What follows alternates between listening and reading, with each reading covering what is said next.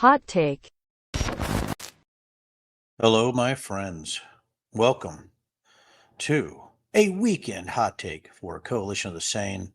Really excited to be here. I was going to try to limit my hot takes on the weekends, but with the impending aid vote for Ukraine, Israel, and our Asian partners, I knew that today was the day that I needed to get out there, especially with this little scintilla of hope that I have. I'm going to get into during this broadcast today. But before I get started, I need to bridge this with a story from my past. Now, when I was 9 years old, I played on this incredible football team called the Bengals, a Pee Wee football team in the Greater Manassas Football League. That's right, Manassas, Virginia. Anyhow, we were in a circle, and Coach Clem wanted to give us a rah rah speech before practice. And as these 9-year-old football players were standing around, something happened that was not unprecedented, but pretty gross. Now, hate to say this, but 9-year-olds do this. And in the circle of 9-year-old football players, somebody, I know, they farted. Now, wasn't me. I know it just sounded like the Shaggy song from 2001, but it wasn't me. But as soon as that 9-year-old passed gas, Coach Clem, without missing a beat, says, "Who spoke?" Now, us 9-year-olds giggled. But really, this is part of why I'm here today. And I know you might not understand this transition yet because that story came to mind when I saw that. I'm not, this isn't bad about Mike McCaw. I saw Mike McCaw come out in support of Ukrainian aid and aid to our other partners and talked about deterrence and the fact that we don't want American soldiers, airmen, seamen, and Marines in harm's way. Good on Mike McCall. Now, when I talked about the scintilla of hope at the beginning, here's what I want to talk to all of you about. What happens in the votes coming up? And why is it so important to have individuals starting to speak their minds when you're talking about foreign policy votes or votes about technical issues or votes about disinformation when you're looking at TikTok votes? All these things and all these votes, they rely on individuals that are coming from a baseline of truth or from a facts-based proposition. Well, why am I slightly hopeful? And again, I know that in the military we say that hope is not a viable course of action, but why am I slightly hopeful is because I'm seeing these comments from GOP members that might not have been completely honest in the past about their feelings. You see this bubbling of facts-based analysis and this bubbling of support based on real intelligence information. Think about what Mike Johnson said when he was going to bringing the Ukraine vote to the floor is that he's listening to the intelligence experts. Oh my Lord, if you talk to a far right, individual or somebody who's, just completely lost in conspiracy theories or thinks that the Lord of the Rings is a documentary, they would say that Mike Johnson has been overtaken by the deep state. Now, I'll raise my hand. I was a 20-year intelligence officer, also had companies doing this in the DoD and the intelligence community. So I guess you could say that as far as a conspiracy theorist is concerned, or somebody on the far right, I would be part of that deep state who cares about this country completely. So who are these congressional members? Now, I made a list. I'm doing this in real time. So I have this list in front of me.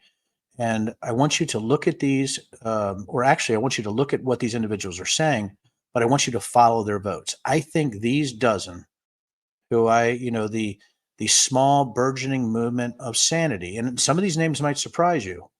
And again, I'm not saying that they've always done great in the past, but this is politics in a tribal system. So this is what we have to deal with. But I want you to track these 12 individuals, and I hope you're ready for their names. Mike McCall, we've already stated or talked about Mike McCall, the committee chair for the Foreign Affairs Committee. Mike Turner, the lead on HIPSI. Mario Diaz-Balart, Ann Wagner, David Valadeo, Tom Emmer, Mike Lawler, Nick Lalota, Brian Fitzpatrick, Steve Womack, Don Bacon, and Dave Joyce. Again, let me restate the last names there so you can track.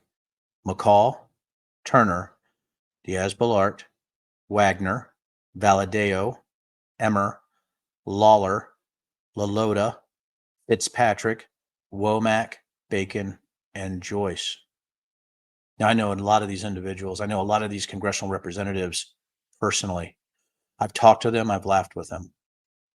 And some of these freshmen I don't know on here, some of the newer members, but I definitely know some of the older members like McCall and Turner and Diaz-Balart and Wagner. I met Valadeo a couple times. I know Tom Emmer very well.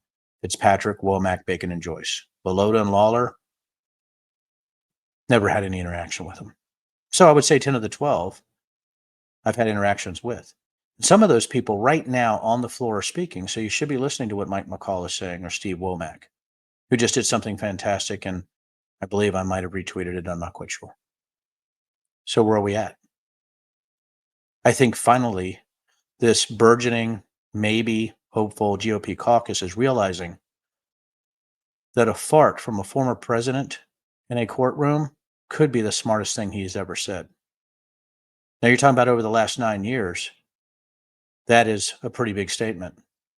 And I think that's why this is ripe for discussion.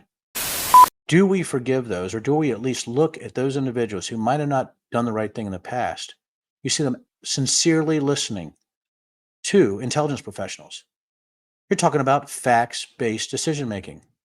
You're talking about worrying more about the United States and their constituency than about, whatever bloviating noises are coming out of Mar-a-Lago.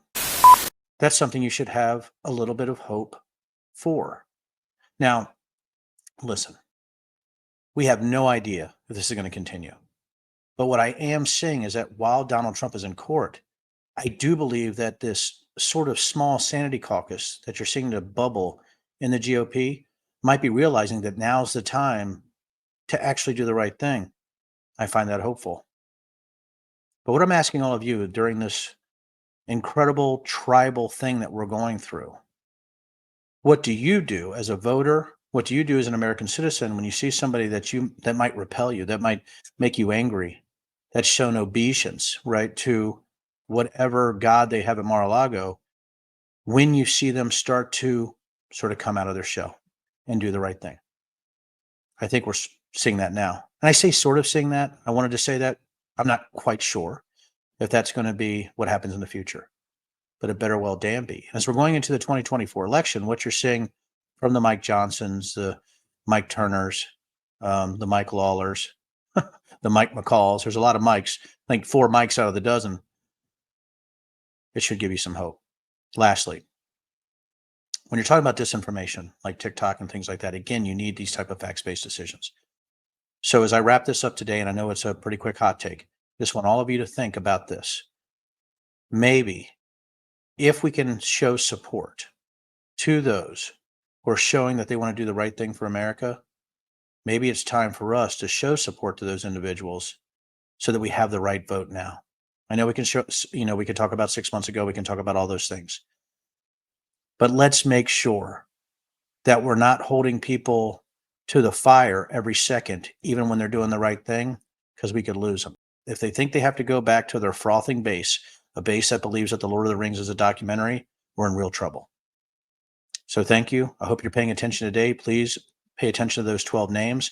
I think that will give you a direction of this new burgeoning GOP sanity caucus that I call them. I know there's other that's going to vote yes.